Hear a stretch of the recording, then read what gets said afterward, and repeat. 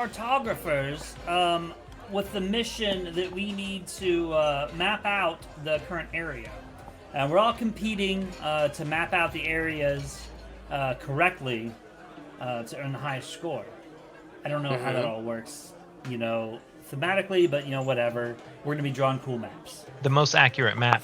I think we're mapping out different areas. Maybe, I don't know. Well, we get to pick where we draw stuff, so it's like, what are we actually mapping? We don't know. We're making up a world. We're gods creating a planet. I need more lore, and otherwise I can't get invested. Yeah. You have to have the immersion. Yeah. Otherwise, what's the point? You'll be playing solitaire. Okay, so this is going to take part over 4 seasons. All right, at the end of each season, we're going to calculate all of our point totals for that season, and then move on to the next season. After the last season's been calculated, we'll total up all of our seasons, and highest scorer wins. During each season, we're going to be taking turns. We've got these different cards here that are going to have different map areas. So, like, we've got villages, forests, farms, waters, monsters. I think that's all of it, and mountains, it looks like.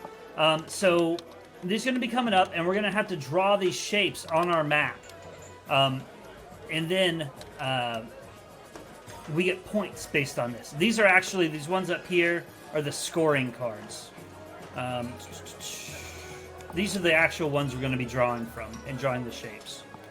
So these will reference the scoring, and the seasons will tell us which ones that we're going to be working for that season. So if you look at spring up here, spring is 8 points long, and this time references these cards here. So we're going to have 8 points worth of these cards out before the season ends.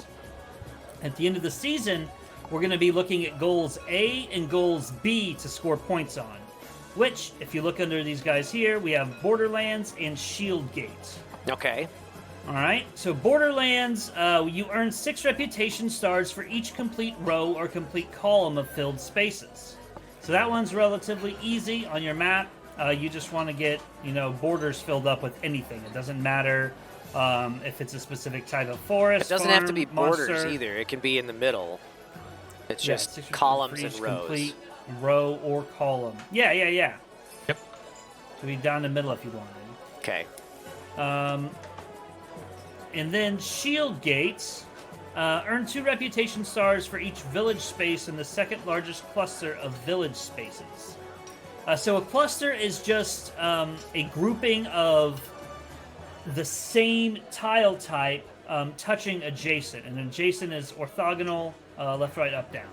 So as you can see here, this would be a cluster shape. Anything like that. If there was something like a green here, this 3 would be a cluster then.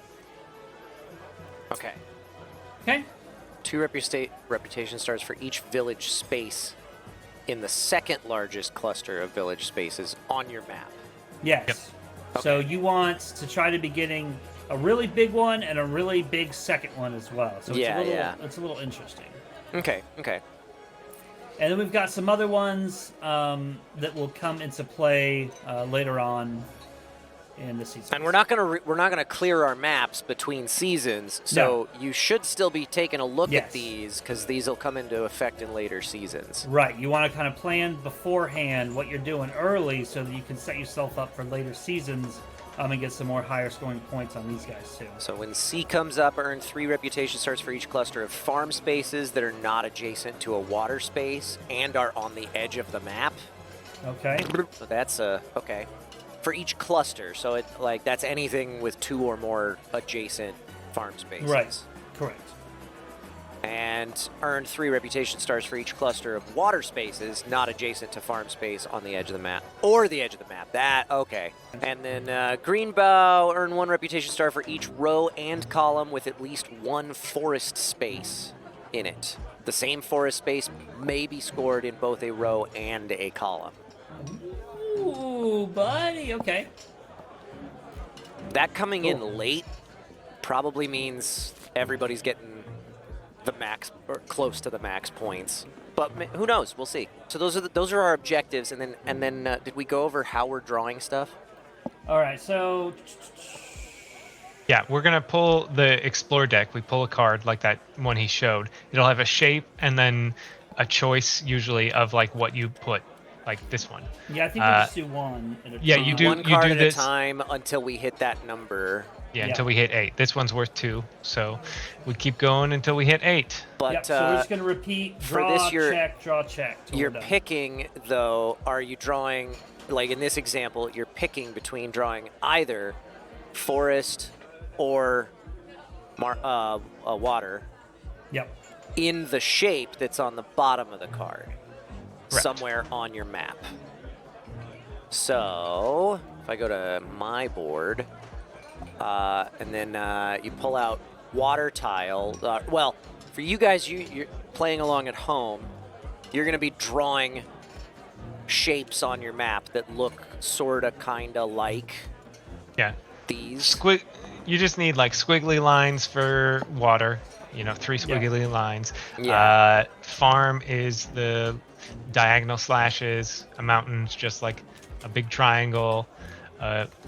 Forest is, 3 trees. And Yeah. village is a house.